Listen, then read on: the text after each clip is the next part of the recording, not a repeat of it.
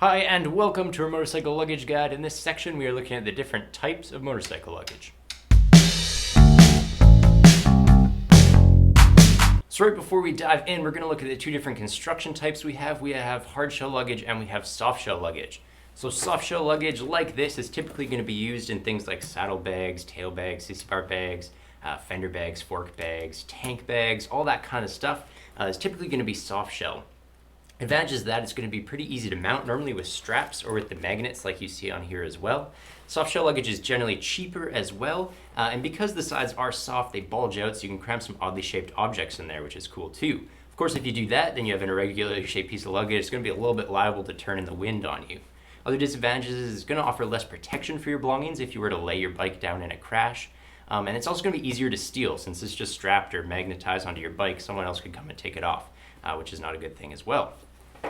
Hard shell luggage, on the other hand, like this, typically used for things like side cases and top cases. The advantage is it's going to be more waterproof, a little bit more protection for your belongings. You're going to bolt it onto your bike, which means it's going to be lockable on your bike as well, which is a nice security feature. But if you do have the key, there's often a quick release function, so you can get it off really quick there as well. Disadvantages is that installation is going to be pretty tough most of the time. It comes with a bracket, which is going to be specific to the make and model of the motorcycle that you have. It's not impossible, but it just takes a little bit more effort to install. And of course, the brackets are often sold separately. The hard cases are generally expensive to begin with, so this whole setup just could cost a little bit more money for you in the hard case variety.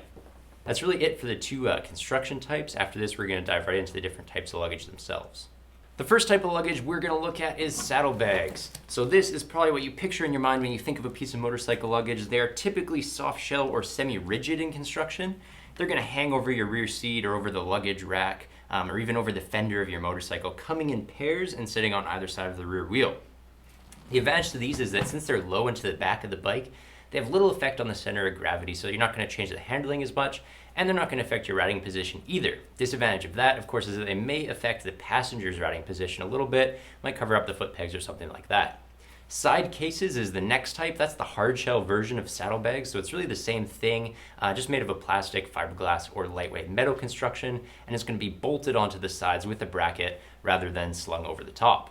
The next type we're going to look at is a sissy bar bag or a tail bag. They're going to look something like this, sitting upright and behind the rider. Sometimes they're sold in sets with saddlebags. So these are typically soft shell or semi-rigid construction. A sissy bar bag like this one has a strap that's going to attach to the sissy bar like the name suggests. Sometimes that's going to leave it hovering in the air on the sissy bar itself. Or if it's a big bag like this, it's probably going to sit on the rear seat or on the rear luggage rack and just attach to a sissy bar for movement that way. Tail bags are going to be the same thing, but they're not necessarily going to attach to a sissy bar. So they're going to have straps that are going to come downward, go underneath the seat, around the frame, around the luggage rack. Generally universal fitments. You're going to have to look at your bike and figure out some way to attach it, but normally it's not too hard to do. Advantages of these bags is that they are going to be high up, so they're easy to access without bending over. They're unobtrusive to the riding position. They're also potentially unobtrusive to the passenger's position, depending on whether you have this bag sitting on the rear seat or flipped the other way, sitting on a luggage rack behind the rear seat. Disadvantages of this, of course, is that it's going to be raising your center of gravity. You have that weight high up, and that's going to make your bike just a little bit tippier. This is a top case. It's the hard shell version of something like a tail bag. And with that, you're going to have a mounting bracket to install it. That's going to hold it above the rear seat or a little bit further back so that the passenger can actually sit on the rear seat and is going to be suspended behind them. Sometimes they're sold in sets with side cases, and like I said, it's the hard shell version of the tail bag, so it has the same advantages and disadvantages of that. After that, we can look at something like a tank bag. As the name suggests, this is going to sit on the tank of your motorcycle, and the advantages of that is that it's super easy to install, just with straps like this, or if you even have a metal tank, you can just stick it on with these magnets. Job done. Another advantage of tank bags is that it's going to be accessible en route. If you want to put your GPS or something in there, you can actually read it while you're riding. And another advantage too that's a really big one is it's not going to have huge handling effects. Since the tank on your motorcycle is meant to be high and heavy anyway, if you put a bag on it, it's not going to change the way you ride that much. Disadvantages of these is that it's quite obtrusive to the riding position. If you're a sport rider who likes to get down in that close tuck, obviously your chest is going to contact the tank bag. If you're an off-road rider who likes to stand up when you're in the dirt, your knees could contact the bag. And if you're a cruiser rider who has an instrument panel on the tank, then obviously a bag like this is going to cover it up. Another disadvantage is that while these bags are always made with scratchless fabric, if you do get some dust in there, in between the bag and your bike, then you can damage the paintwork. A final disadvantage that I'm going to mention, which isn't really a huge one, is that every time you have to gas up, you're going to have to take the tank bag off. But if it's just stuck on there with magnets, like I said, that's not really a big deal.